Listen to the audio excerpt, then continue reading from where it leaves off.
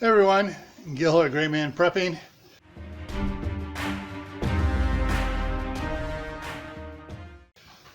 Working on putting in a prepper garden here, and some of the things I picked up yesterday up at the nursery. I got 2 cherry trees, and they are Evans Valley, and then I got a Parker pear. And let me get over here. I can get in here and see what this one is. This is a summer crisp pear. So I got a Parker and a summer crisp pear. Here's the other Evans Valley, because they're self-pollinating.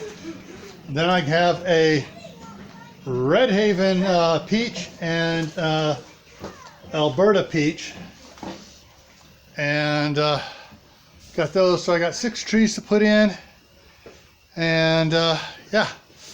So we go out here. So I got 1 apricot there.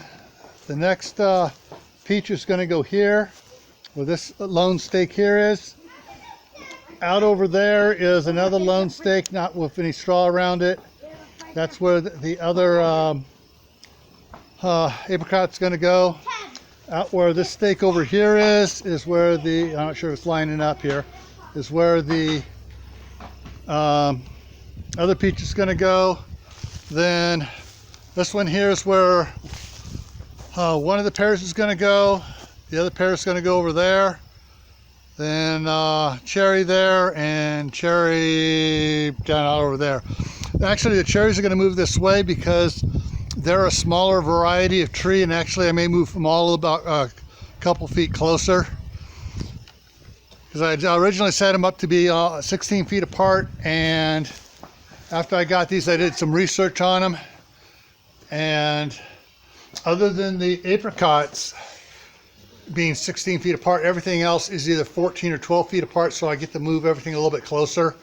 And the cherries are 10 to 12 feet apart, so I got to move those up a little closer on that as well. Unless, of course, I decide to put another apricot in out here, which I may get. I may get a pure dwarf and put it over there by the ladder somewhere. So I may put it there. All right, so that's what I'm going to be doing here for the prepper garden, starting a food forest out here. One interesting thing here to see. Okay, the pears don't have anything on it. Cherry doesn't have anything on it. So it's the peaches over here. These peaches have fruit on them already. A lot of fruit, more fruit over here on this side over here. So, but I'm probably going to wind up stripping the fruit off, so it'll put more effort into getting the roots established this summer. And that way next spring we'll have fruit, blossoms and everything else, and have fruit next summer. All right, so if you're not subscribed to the channel, please go ahead and just click the subscribe button down below. Then you click that little drop down for it, get the notifications, and you click all, and that means you get notified whenever I post a new video. Also, don't forget, give me the thumbs up, helps me out with YouTube's analytics. And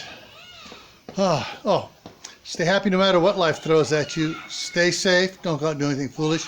Keep adding to your preps.